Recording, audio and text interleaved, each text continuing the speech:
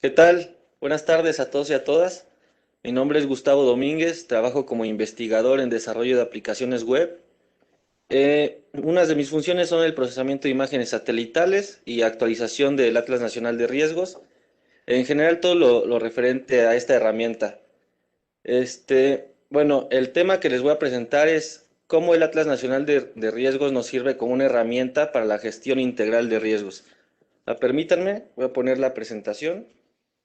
Listo, pues de nueva cuenta, esta lámina creo que ya la vieron varias veces. Es nuevamente para que les quede bien claro y le sigamos haciendo de alguna manera publicidad a la herramienta al Atlas Nacional de Riesgos y tenga bien presente el objetivo por si llega a estar en su examen de casualidad, pues ahí tiene nuevamente esta y ahí ya no hay pierde, ¿no? Ahora, el tema que me toca tratar con ustedes es el de la gestión integral de riesgos.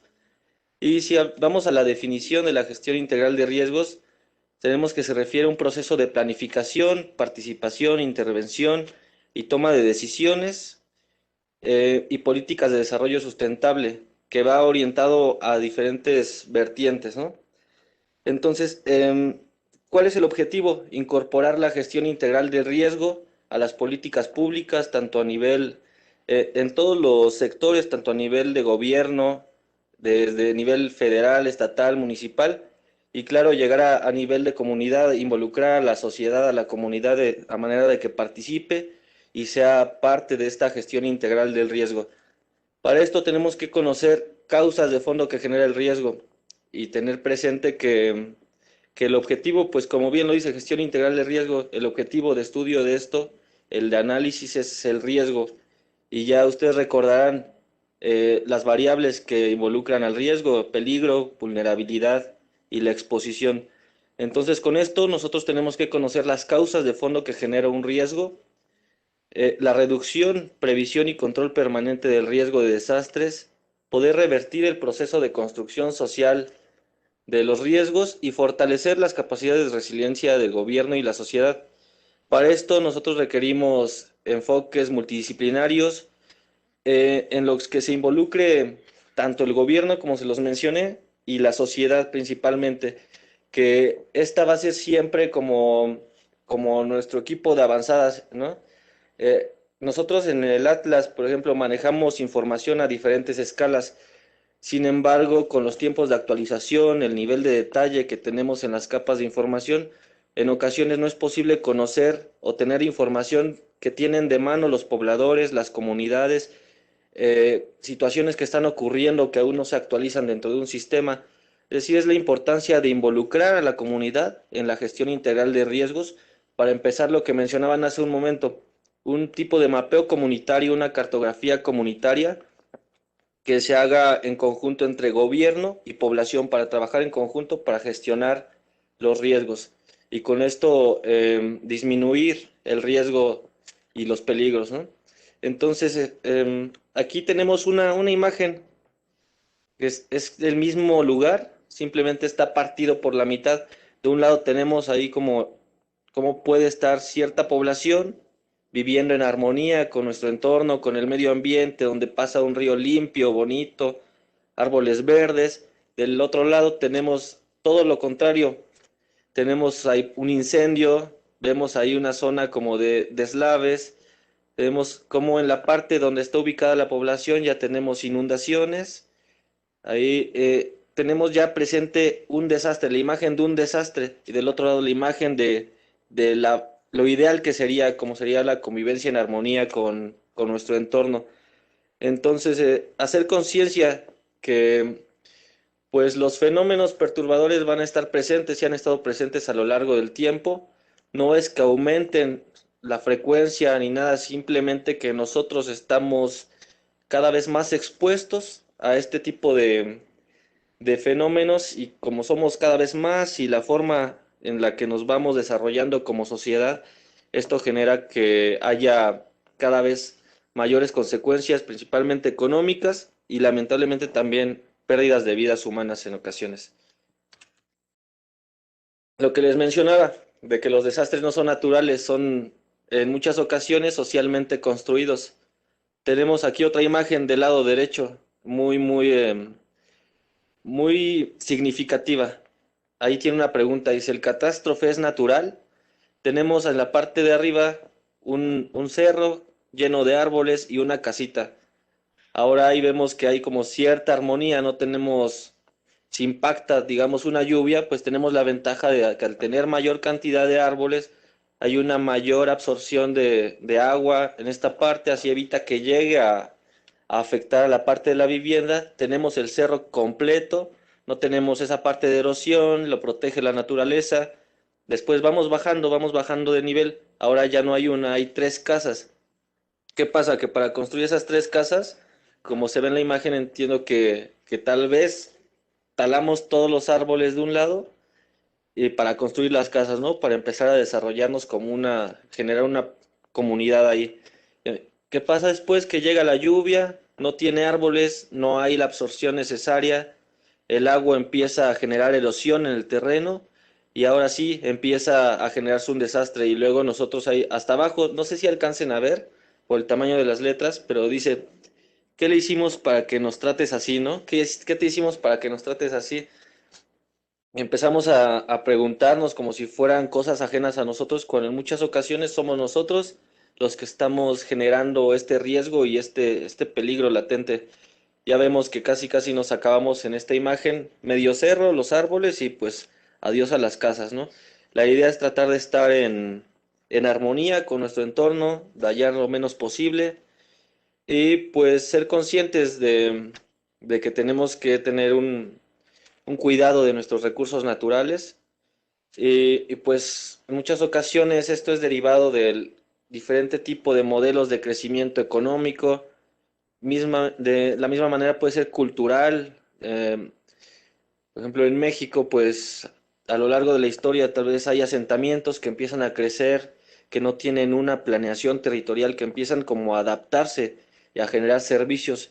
A veces la falta de conocimiento hace que empecemos a establecernos dentro de zonas donde no consideremos a qué riesgos estamos expuestos, a qué tipo de peligros, y eso nos hace ser muy vulnerables. Entonces a veces nosotros nos exponemos totalmente independientemente de que ocurra un fenómeno, de que impacte o no. Vamos a pasar a la siguiente aquí para mencionarles las etapas de la gestión integral del riesgo de desastres. Aquí se puede englobar de diferentes maneras, ¿no? Aquí de manera general se presenta como principal enfoque la identificación de los riesgos. Esto involucra, como les decía, la vulnerabilidad, la exposición y el peligro. La previsión y prevención también se puede englobar dentro de una manera la prevención y la mitigación dentro de un mismo tema, la preparación, el auxilio y la recuperación y construcción. Aquí tenemos como principal objetivo identificación de riesgos. La previsión, ¿qué es? La previsión es esto que nosotros generamos a partir de un conocimiento previo.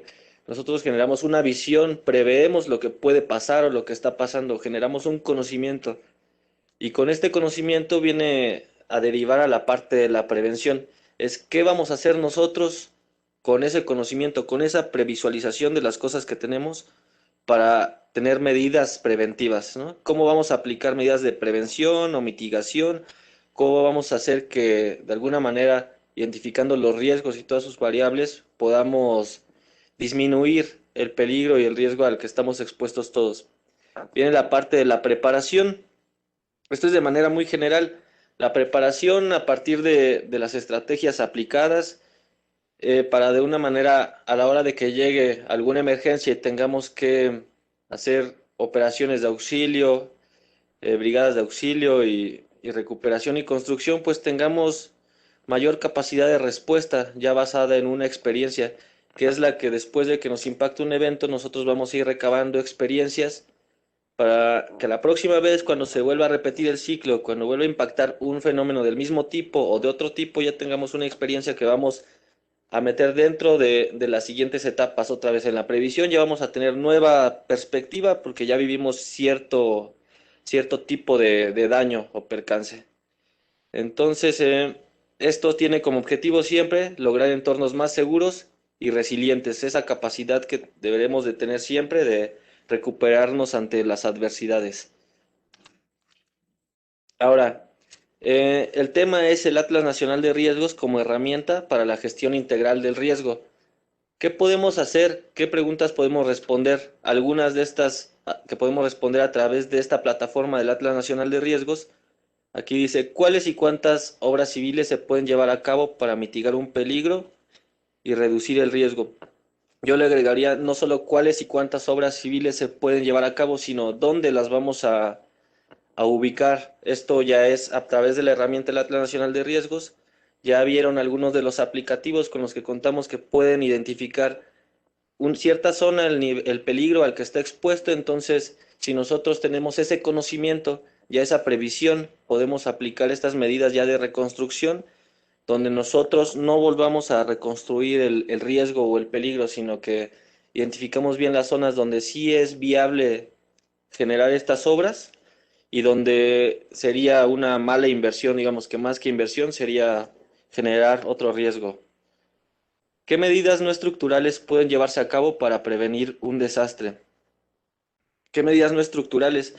Por ejemplo, esto es a partir del conocimiento, de la previsión, ya nosotros podemos llevar a cabo otro tipo de medidas, ¿no? Entonces, otra de las preguntas, ¿dónde se encuentra y con qué capacidad instalada cuentan los albergues, rutas de evacuación y personal? Con el Atlas Nacional de Riesgos nosotros podemos identificar la zona donde podemos instalar ciertos albergues, qué capacidad. Mencionábamos que usamos bases de datos como la de INEGI, que tiene, a partir del censo actualmente de 2010 está trabajando para que se integre la información de 2020 y esa información que obtenemos sea más acorde a la realidad. No solo, por ejemplo, albergues, sino en caso de que necesitemos hospitales, si nosotros ya sabemos cuánta población tenemos en esa zona de impacto, en ese buffer o diámetro donde va a impactar el fenómeno, pues ya nosotros podemos ver dónde sí colocar ciertas infraestructuras, dónde no colocarlas, igual con las rutas de evacuación. La reserva territorial es adecuada para la ubicación de nueva vivienda. Por ejemplo, si nosotros tuviéramos pues por ahí un dinero para construir una casa, digamos, construir una casa es algo que quisiéramos que durara mucho tiempo, entonces lo ideal sería con esta herramienta podríamos usarla de alguna manera para ver, identificar dónde el territorio nacional tiene mayor peligro a ciertos fenómenos, puede ser inundaciones, sismos, y así pues hacer que el patrimonio que hemos creado o esa inversión, bueno, sea realmente una inversión y no sea como ponernos en riesgo, ¿no? Al ubicar una vivienda. ¿Cuál es la estrategia que puede seguirse para reducir los efectos de un fenómeno en particular? Pues aplicar todas estas medidas dentro de las variables para reducir el riesgo. Principalmente en la variable que más podemos trabajar es en la variable de la vulnerabilidad. Disminuir la vulnerabilidad, ya sea desde el conocimiento, que el Atlas Nacional como herramienta nos provee de ese tipo de conocimientos, herramientas, análisis que provienen de diferentes instituciones, tanto de este centro, incluso de instituciones internacionales, de donde nosotros jalamos información y eso nos brinda la información, el poder de la información y saber qué hacer y cómo tratar de disminuir el riesgo, ¿no? ¿Cuál es la pérdida esperada en términos económicos y el impacto en la población debido al riesgo de desastre? Mediante otro tipo de análisis podemos identificar, como lo comentaban más temprano en la plática, identificar de acuerdo al menaje, al nivel socioeconómico de ciertas zonas y al impacto de algún tipo de evento. Mencionaban un ejemplo de las inundaciones. Al nivel de que llega, pues se podría llegar a hacer un cálculo de la probable pérdida en términos económicos. Y pues de ahí nos serviría para poder aplicar nuevamente, darle vuelta al ciclo y a la manera de obras de mitigación, ya podríamos sacar ahí ¿qué conviene más? ¿Esperar a que nos impacte y ver cuánto nos cuesta el impacto? ¿O invertir en alguna obra de mitigación que nos permita reducir y ahorrar en cuestión económica en el impacto de algún tipo de fenómeno perturbador? Como dato, les decía que los fenómenos perturbadores pues nos siguen impactando todo el tiempo. de 1900 a 2004, 104 años ahí de transcurso. Tenemos que nos impactaron 102 fenómenos perturbadores de grandes magnitudes que causaron un desastre. Entonces es un tema recurrente que vamos a estar viviendo todo el tiempo en nuestro territorio. Por ejemplo, ahí tenemos que los fenómenos que más nos impactan son los de tipo hidrometeorológico. De ahí, el 41% del territorio nacional está de alguna manera en peligro por algún tipo de fenómeno hidrometeorológico. Por sismos, 27% del territorio mexicano. Por incendios, 37%, por poner ejemplos de algunos fenómenos y del porcentaje de territorio en el que se pueden estar presentando.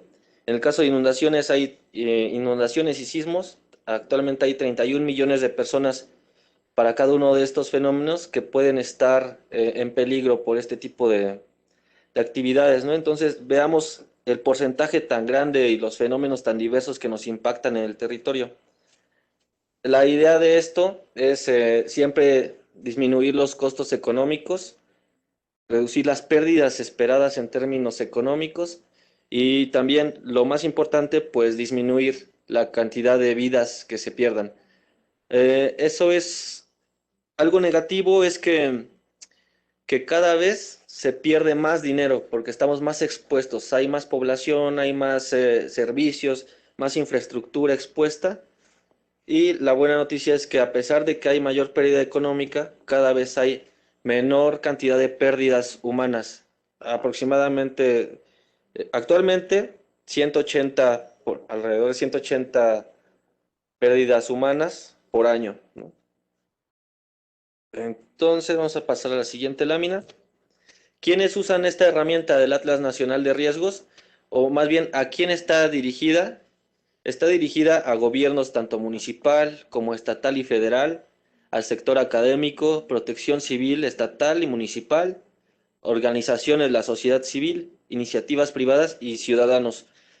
El objetivo es que lo ideal para mí sería que los ciudadanos, que todos los ciudadanos pudieran conocer esta herramienta, no de forma tal vez que la usen diaria y recurrente, con que la conozcan y la usen por lo menos alguna vez y todos los ciudadanos pudiéramos identificar a qué riesgo, a qué peligro estamos expuestos en el lugar donde nos desarrollamos. Con eso ya estaríamos atacando la parte de la vulnerabilidad y disminuyendo el riesgo en todo sentido. ¿Para qué se usa? Para identificación de elementos de peligro, vulnerabilidad y riesgo, toma de decisiones, acciones preventivas, consulta de información y creación de escenarios. Aquí en la toma de decisiones mencionaban el porcentaje, aproximadamente 19% de cobertura de atlas municipales que tenemos del territorio nacional. ¿Por qué es importante tener la cobertura nacional de los atlas municipales? Porque la información que tenemos nosotros en el Atlas Nacional tiene un nivel de detalle diferente. No es tanto el detalle. Entonces, si nosotros contamos con atlas municipales, en lugar de ver todo un estado pintado en color rojo y digamos todo el estado tiene un peligro, está expuesto a un peligro, o todo un municipio está en un solo color, podemos acceder a más detalles. Dentro de un municipio, em, dentro de un municipio, ¿cuáles son las zonas que están expuestas y a qué tipos de fenómenos? Para ahí hacer más a detalle todas las tomas de decisiones.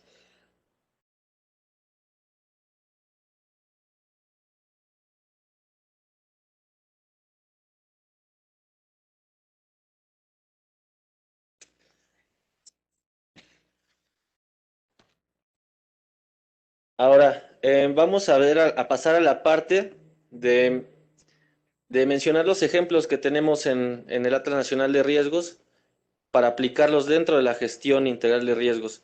Ya los mencionaron hace un momento, ahora va a ser de manera más general, ya no va a ser tan interactiva. Tenemos el sistema de información sobre riesgos, es el sistema que presenta las 10.000, más de 10.500 capas de información. En este sistema es donde se estaban realizando los análisis anteriores, donde nosotros si hacemos un análisis va a jalar toda la base de datos y va a hacer el análisis sobre toda la información que tenemos en el Atlas. Digamos que una manera es el sistema que integra todos los mapas del Atlas Nacional de Riesgos en sus variables de peligro, exposición y vulnerabilidad, y clasificados de acuerdo a diferentes temas. Otro que nos sirve para identificar los riesgos es el aplicativo de indicadores municipales de peligro, exposición y vulnerabilidad. Aquí pues está construido a nivel municipal. Nosotros podemos identificar a nivel de nuestro municipio, mediante el semáforo, pues a qué peligro estamos más expuestos en color rojo. Es lo que les mencionaba, si tuviéramos otro nivel de detalle dentro del municipio, podamos acceder a más información para, para mejorar la toma de decisiones. Ahora tenemos aquí, por ejemplo, dice clasificación de los sistemas expuestos. Este es algo que se está trabajando actualmente. Son simulaciones de escenarios usando diferentes herramientas, aprovechando el avance tecnológico, la facilidad que se tiene ahora de acceder a diferentes tipos de tecnologías y herramientas. Este es a un nivel de detalle mayor, por ejemplo, a un nivel de localidad o comunidad. Ya tenemos identificadas viviendas, identificamos las alturas de las viviendas. La capa que se ve en color verde, es verde azul, se refiere a un escenario de inundación. Entonces, al tener en este caso las,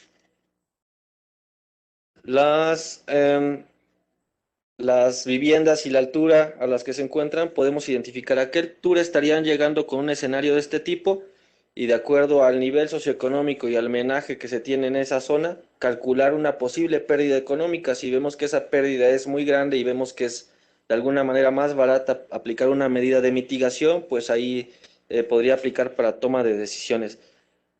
Ahora, tenemos ahí un tipo de, vamos a pasar a un sondeo. Vamos a quitar este cuadro que está apareciendo. Parece que también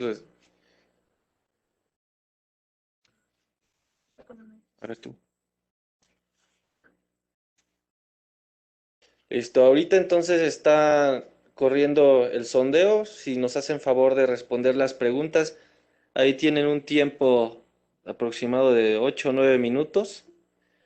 Y bueno, para que estén ahí pendientes y vayan haciendo este tipo de contestaciones y les ayude a estar más familiarizados con los términos.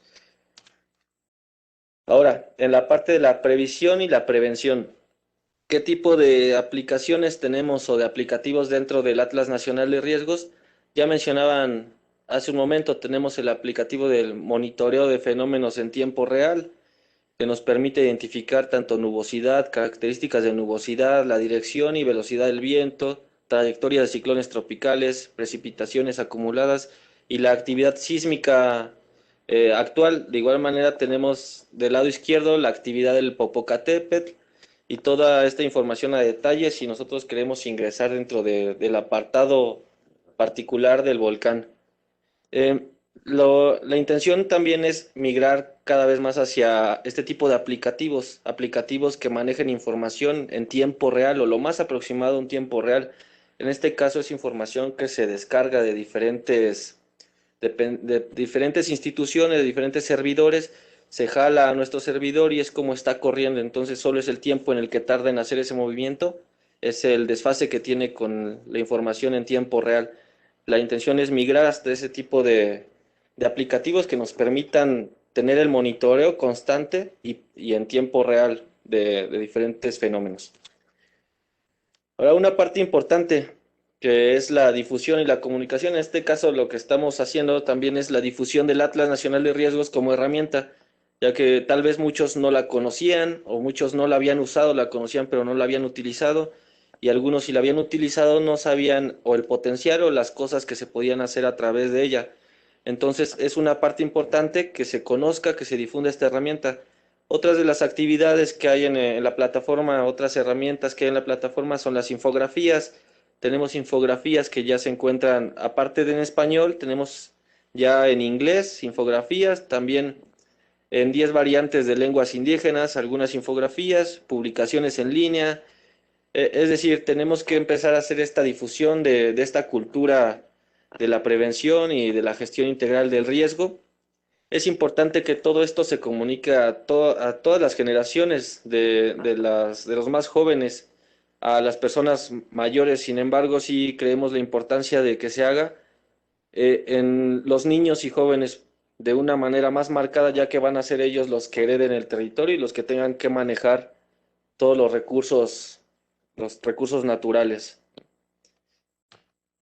Otro, otro ejemplo de un aplicativo que de alguna manera de actualización diaria es un aplicativo de peligro de incendio. Este es proporcionado por CONAFOR, se actualiza diariamente y en este nos presenta el índice, diferentes tipos de índices, principalmente referentes a incendios, peligros de incendios, y esto lo que nos ayuda es a mantener una perspectiva, un conocimiento diario de cómo está nuestro territorio nacional diariamente en estos temas. Ahora que estamos todavía en temporada de incendio, pues es un aplicativo importante que se toma en cuenta para estar analizando cómo es la evolución en el territorio de este tipo de fenómenos. En las etapas de preparación y mitigación, tenemos como ejemplos los sistemas de alerta temprana para ciclones tropicales, los simulacros que se realizan para el impacto de algún tipo de fenómeno, organizaciones de la sociedad civil, y cómo es que actúan desde diferentes ámbitos, el antes, durante y después, desde colectivos, fundaciones y organizaciones comunitarias, cómo ponen todo su parte para apoyar a la mitigación y la preparación ante el impacto o el desarrollo de alguna emergencia. Como ejemplo, también tenemos rutas de evacuación y refugios temporales. En este caso son las rutas del volcán Popocatépetl. Eh, Aquí, por ejemplo, están marcadas solo en diferentes tonalidades para identificar las zonas, los diferentes estados de donde están partiendo las rutas. Em, ¿Qué otro ejemplo tenemos? Monitoreos y alertamientos. Tenemos, aparte de los que tenemos dentro del Atlas Nacional de Riesgos, existen otro tipo de monitoreos y alertamientos importantes en el país que se toman en cuenta para tomar las mejores decisiones, como implementación de sistemas de alerta temprana, el monitoreo de caudales en ríos, que son un tipo de monitoreos más físicos, que igual a través de sensores nos arrojan información en bases de datos, y como obras de mitigación, solo por mencionar algunos ejemplos, como construcción de presas, dragado de ríos, construcción de bordos perimetrales, es decir, identificar cuáles son las obras de mitigación que tenemos que realizar de acuerdo a la zona y al peligro al que esté expuesto, y así poder evitar o disminuir el coste económico que tendría si no aplicáramos este tipo de medidas de mitigación. Ahora, aplicativos, ya los mencionaban hace un instante, como aplicativos de auxilio y atención a emergencia, son los que se desarrollan a la hora de que ya estamos dentro del impacto del evento, de que ya el fenómeno perturbador está en el territorio y está ocasionando daños. Entonces ya actuamos como a manera de auxilio y atención a emergencias a través del Atlas Nacional de Riesgos, la plataforma, lo que hacemos es generar este tipo de aplicaciones.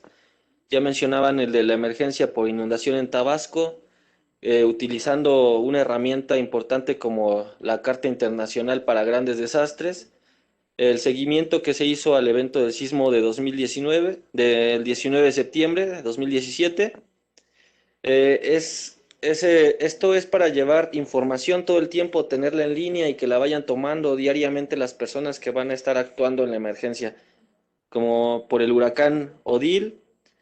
Y así como el ejemplo que mencionaban hace un rato de la atención por incendios forestales, apenas no tiene, parece ni un mes, los incendios forestales en Nuevo León y Coahuila, igual se hizo a través de procesamiento de imágenes satelitales. Y con esto les quiero mostrar ahí un pequeño video de lo que se puede hacer a través de los análisis con imágenes satelitales, por ejemplo. En este caso es para lo de Nuevo León, se hace el análisis con la imagen satelital. Si nosotros viéramos esto mismo desde un avión o desde arriba, desde un globo, de donde quieran, solo veríamos nubes, el humo, solo lo que nos permite ver nuestros sensores, nuestros ojos. Las ventajas de estas imágenes satelitales es que nos hacen ver lo que no podemos ver solamente con los ojos. Aquí ya vemos cómo es bajo la capa de humo, dónde están ubicados los incendios, cómo se están desarrollando, hacia dónde se están extendiendo. Y si nosotros, pensando que le pudiéramos proporcionar este tipo de visualización a nuestras brigadas, a las personas que van de apoyo en este tipo de impacto de fenómenos, pues hay personas, le decía, la cartografía comunitaria, el apoyo de la comunidad, que conocen estas zonas que son de ahí. Entonces ellos, hay personas que conocen las zonas como la palma de su mano, y si ven dónde está ubicado en este caso un incendio, pues bien podrían empezar a platicar por dónde sería viable llegarle al conocer, ver dónde está ubicado dentro de un plano tridimensional, conociendo todo el relieve del terreno, cómo desplazarse y por dónde, para ver hacia dónde está avanzando. Entonces, lo ideal es tener esto cuando impacte algún tipo de incendio y que pueda usarlo como herramienta para el despliegue y logística de las brigadas de apoyo y rescate. De igual manera tenemos en el Atlas, pues se hacen los mapeos. En el caso del sismo de Oaxaca y Chiapas de septiembre 2017, se hace el mapeo de la zona donde impactó el sismo y ya con eso nosotros podemos darnos una idea de dónde estaría ocasionando mayores daños, hacia dónde está dirigido, cuál es el buffer y el diámetro de afectación mayor que tendría el sismo, que está teniendo el sismo en este caso. Y de igual manera, para el caso de Chiapas, Oaxaca, se ubicaron las poblaciones afectadas por el sismo. Esta es cartografía que se va generando al momento de la atención de la emergencia, se pasa a nuestras bases de datos y nosotros ya las vamos manteniendo en línea para que se puedan tomar decisiones. ¿Esto para qué nos sirve? Nos sirve para poder planear la logística, la parte logística, es decir, si nosotros tenemos ahí 7 comunidades juntas afectadas, tal vez ahí podemos poner más cerca alguna base de donde podría desplegarse la ayuda. Es para la distribución y la logística y la toma de decisiones en general. Es identificando de manera espacial cómo está siendo afectadas las poblaciones por el sismo en este caso. Otro tipo, les mencionaba lo de el acceso a otro tipo de tecnologías. En este caso, para Oaxaca, en Juchitán, se generaron mosaicos a partir de vuelos con drones, lo que nos permite tener una mayor resolución que no llegaríamos a tener con una imagen satelital, resoluciones de centímetros. Si nosotros le hiciéramos un zoom a esta fotografía, podríamos ver si hay un taxi ahí de los que traen la placa en el toldo, podríamos ver el número que tiene en el toldo, etcétera. El detalle al que podemos acceder es muy grande. En este caso se usa para identificar las zonas y el grado de afectación que tuvo el impacto de este sismo. En realidad tiene muchas aplicaciones el uso de esta tecnología, como generación de modelos digitales de elevación, escenarios tridimensionales. El detalle que nos brinda es muy, muy, muy importante y de igual manera la capacidad de que le podamos incorporar sensores que nos viene siendo como tener un pequeño satélite a nuestra disposición para obtener información que con nuestros ojos pues no seríamos capaces de identificar. Y desde el pie pues tampoco, ¿no? Entonces siempre es bueno tener otra perspectiva, en este caso aérea. Aquí otro ejemplo, este ya fue en la Ciudad de México, sirvió también para mostrar el avance que se estaba teniendo en este edificio, en el apoyo, en el rescate, en la remoción de escombros y en toda esta actividad que se realiza tras el impacto. Por ejemplo, vemos del lado derecho que está toda la gente en la calle, entonces lo que la gente ve desde su perspectiva, pues ve que todo está ahí amontonado y no ven la actividad de nadie y se pueden empezar a preguntar qué están haciendo, no están haciendo nada. Ya con este tipo de imágenes incluso les podemos mostrar que es en la parte de atrás donde se está llevando a cabo la atención, el rescate y las mayores actividades y ya con eso pues hasta nos sirve de herramienta como para tranquilizar y darle un poco de relajación y tranquilidad a las personas en ese momento. Em, Ahorita vamos a pasar a responder también algunas de las preguntas, que no las estoy viendo aquí en pantalla, pero sí, ya ahorita en cuanto las vea, pues tratamos de responder. Eh, ¿Qué les parece si seguimos con esto? Faltan pocas láminas y ya después seguimos con las preguntas que tienen ahí pendientes. Ok, y los últimos, les menciono de una vez que los últimos 15 minutos van a ser para su evaluación, que ya deben de tenerla ahí muy marcada, ahí hasta ya puro 10 yo creo. Entonces, en la etapa recuperación y reconstrucción dentro de la gestión integral de riesgo, ¿cómo tendríamos que hacer esta parte de la reconstrucción y la recuperación? Es decir, aquí tenemos, por ejemplo, obras de reconstrucción. En este fue el caso del huracán Huila de 2018. ¿Cómo saber dónde ubicar? ¿Cómo ubicar y qué tipo de infraestructura poner? Me menciona ahorita aquí, alcancé a ver imágenes de radar. Sí, en ocasiones llegamos a usar imágenes de radar para procesar. Hay imágenes satelitales ópticas que nos permiten hacer este procesamiento siempre y cuando tengamos un bajo porcentaje de nubosidad.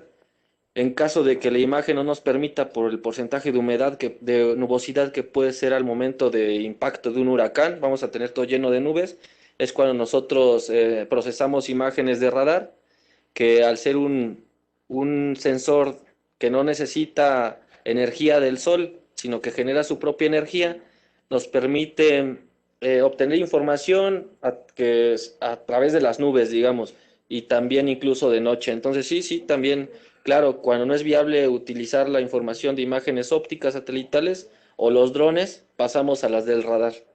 Entonces le decía, recuperación y reconstrucción. ¿Cómo saber dónde ubicar? Para eso tenemos este ejemplo. Este ejemplo tenemos un mapa de severidad, ahí vemos el tirante y la velocidad del agua. Igual, ya saben, el color rojo nos está indicando un riesgo alto, un peligro alto. Entonces, si nosotros vamos a identificar las propuestas que hagamos para identificar este tipo de infraestructura, pues debe de ser fuera del impacto de este color rojo, por lo menos en este caso, de este fenómeno. Aquí se ven puntos marcados como en polígonos amarillos, que vienen siendo las áreas propuestas y los puntos propuestos, en este caso para reconstrucción de escuelas que se vieron afectadas por el impacto de este fenómeno. Entonces lo importante de esto es tener información base que nos sirva para saber dónde identificar, dónde reconstruir y recuperar nuestra infraestructura sin necesidad de generar nuevamente el riesgo y el peligro. Entonces eso es importante, tener la información para saber dónde y cómo actuar.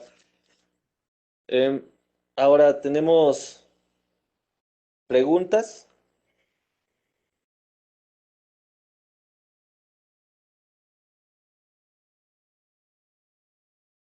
Las vamos a responder de manera conjunta, me parece, porque son para varios de los ponentes. Entonces concluyo con la presentación y le damos paso a todas las preguntas. Como conclusión, ¿qué tenemos? Que el Atlas Nacional de Riesgos de Senapred, pues es una herramienta que está llena de conocimiento del territorio mediante la utilización de datos geoespaciales, y esto nos sirve como punto de partida para incrementar los niveles de bienestar en la población. Esa es la intención, incrementar los niveles de bienestar en la población, promover crecimientos ordenados en los centros de población. Tal vez no podamos mover lo que ya está, pero sí hay dar una pauta para que lo que se va a construir a partir de ahora sí sea con un crecimiento ordenado y con un conocimiento, una base sólida de otro tipo de conocimientos para disminuir un riesgo. Procurar el cuidado del medio ambiente, hacia allá tenemos que ir. Desafortunadamente ya estamos deteriorando mucho, y tenemos que ir siempre hacia el cuidado del medio ambiente para mantener una armonía y pues que no estemos tan expuestos. Y pues ya, establecer políticas públicas en materia de gestión integral de riesgo.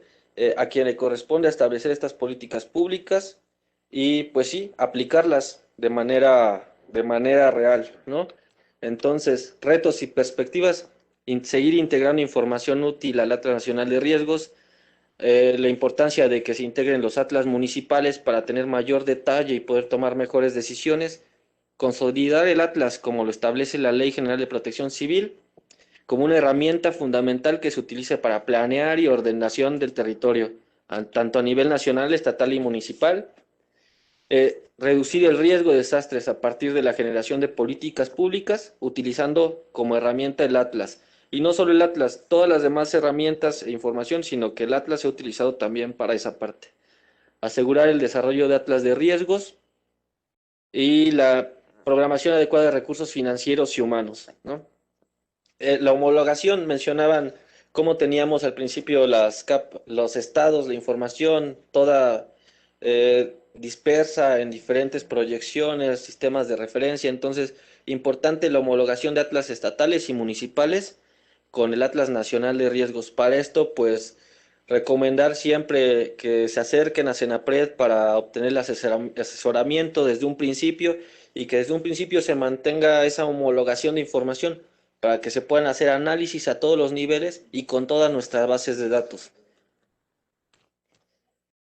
Em, Generar que el Atlas Nacional de Riesgos sea consultado por la población, que todos tengamos ese conocimiento de que existe esta herramienta y se puede utilizar, y de que aunque no lo hagamos de manera recurrente, mínimo lo hayamos hecho alguna vez para saber a qué estamos expuestos. Y consolidar vínculos con diversas instituciones, hacer sinergia para fomentar, actualizar información, para tener una infraestructura sólida a nivel nacional, ese compartir información es hacia donde tenemos que ir. Y siempre con la intención del enfoque de disminuir el riesgo y la mitigación de los riesgos existentes. Entonces, pues esto es lo que hasta aquí llega mi participación en cuanto a los conceptos de la gestión integral de riesgos y el Atlas como herramienta. Ahorita pasaríamos a la parte de las preguntas. Okay. Ya. Aquí tenemos en la pantalla el correo del Atlas Nacional de Riesgos, es anr.administración@senapred.unam.mx. Nos decían hace rato que si podían descargar shapes, si no no se pueden descargar directamente, pero por correo pueden hacer la solicitud de la información del Atlas. Por nuestra parte es todo, muchas gracias. A nombre de la también doctora Cecilia Escapa, nuestra directora de la Dirección de Análisis y Gestión de Riesgos, les manda un saludo a todos y cualquier duda, ya saben, ahí dejamos el correo de la subdirección para cualquier duda o comentario. Muchas gracias por su participación y cualquier cosa estamos al pendiente. Saludos a todos.